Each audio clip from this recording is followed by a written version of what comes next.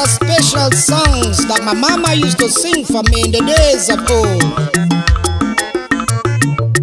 And she used to call the song the Swalls of Elijah and the Swalls of Jehu.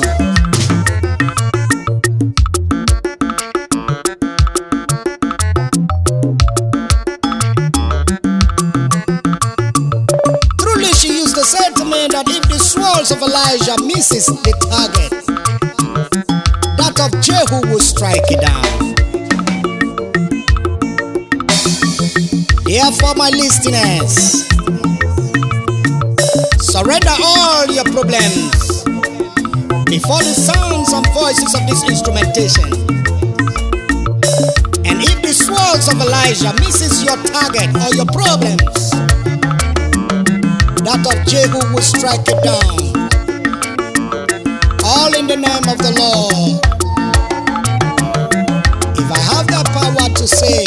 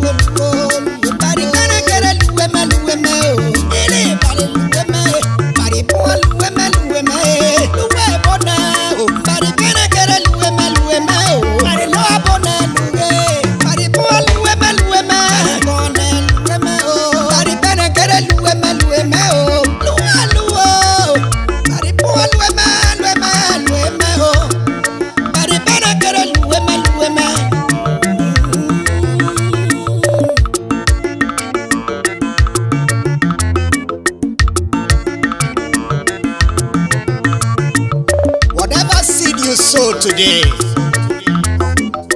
that the same you shall repeat tomorrow.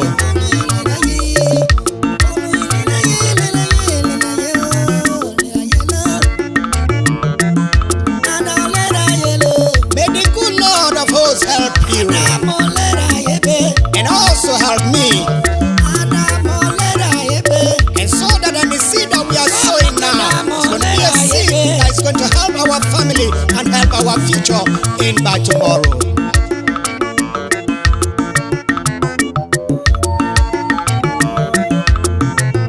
Check the seed you're sowing.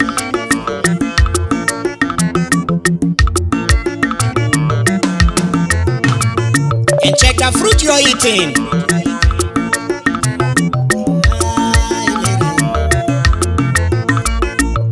And unto them that eat the forbidden fruits,